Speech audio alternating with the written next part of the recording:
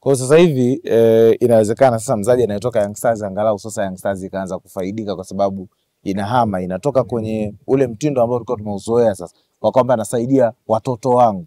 Sasa hizi ni tunafanya angalau kupiga hatua kama kituo kwa pamoja. Sahihi kabisa. Mfano Faraji katika mikataba yake Dodoma Jiji akiuzwa kwenda popote Young Stars itapata asilimia kadhaa. Vipi kuhusu Clement?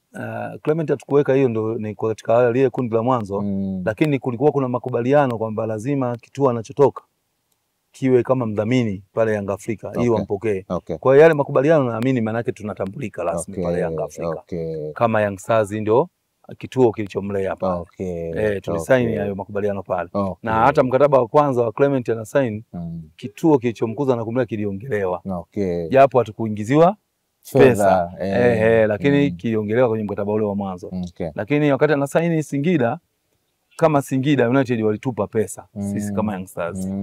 Kuna pesa walitupa Singida. Lakini Yanga wakati wanamrudisha pale baada ya kumaliza mgogoro wao, Yanga wao kutupa tena pesa. Kwa kuamini kwamba tulipata pesa kutoka Singida. Na mpaka sasa katika sajili zote zinazopita majukumu hawajawahi kutupa chochote kiukweli.